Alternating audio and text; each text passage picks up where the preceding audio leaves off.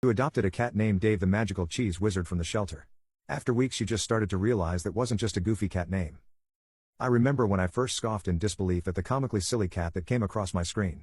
Dave the Magical Cheese Wizard. Surely someone was just making a joke. Little did I anticipate the truth behind the name. I had been scrolling through various cat adoption websites for a few days now. Most cats were just named the usual Daisy, Spot, Beans, or something blasé. Any other person would have probably just dismissed this cat, but Dave was the only one that truly piqued my interest. Why not, I figured. Might as well set up an appointment and see about this cat. The shelter workers had a blend of expressions upon their face when I arrived.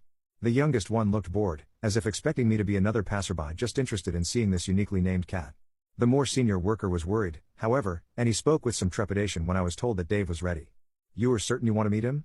He's been through few homes now, despite not even being 2 years old yet. It seems like people aren't really ready for this kind of thing. I had owned cats before, hell I grew up with my parents' cats and they were little nightmares of their own. Surely Dave couldn't be any worse." The visit seemed to be perfectly normal.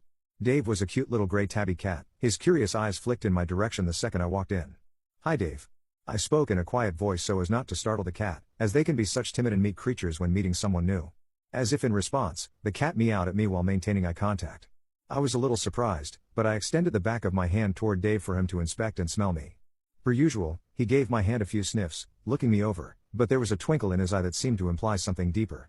The shelter worker walked me through the standard set of information, vaccination and shots, medical history, and general ownership advice. Nothing out of the ordinary, so far. During the chat, Dave had quietly found his way onto my lap and curled into a loose ball, and I just as instinctively found my hand running along his back. A low rumbling purr emitted from Dave's fuzzy chest as I scratched beneath his chin. Sure, the name was a little weird, but imagine how funny it'd be to introduce him to my friends and family. I could imagine them asking if I'd pick something else to call him or why I chose a cat with such a goofy name, but I knew the name would stick. Sure enough, Dave was on his way home with me that same day.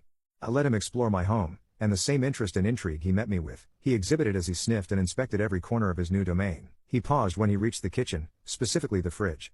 I figured he was hungry, after such a long day, so I opened the door to get some food for him. In anticipation of welcoming a new cat home, I got some cat food in advance, but what I didn't expect was when I saw Dave leap into the fridge and poke his head into my cheese drawer without hesitation. I tried to pull Dave away from the cheese drawer, but before I even had a chance, something insane happened before my eyes. The shredded 3-cheese blend erupted from the bag and wove together into a tiny cat-sized robe, draping over Dave's shoulders. The slices of provolone slipped from the sheet of wax paper and folded into a conical hat, perched atop Dave's head. The block of Asiago morphed into a tiny staff, topped by a floating ball of brie, which found its way into Dave's paw. I fell backwards onto the floor at the sight, Dave now hovering midair as the powdered parmesan whisked upwards in a spiraling vortex around him. Now I understood. The name wasn't just some overzealously creative child giving a frivolous name to their pet cat. No, the name I saw on that cat adoption site was a title.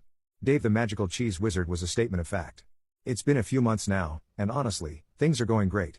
Admittedly, I never thought I'd get scolded by a cat for buying anything less than authentic Parmigiano Reggiano. Hell, the little guy nearly puked when he found some American cheese in that fridge. In fairness, it's quite a shock to wake up to see blocks of camembert and Gouda floating above the bed as Dave snoozed nearby. That being said, Dave makes for a great cat and I don't intend to return him at all.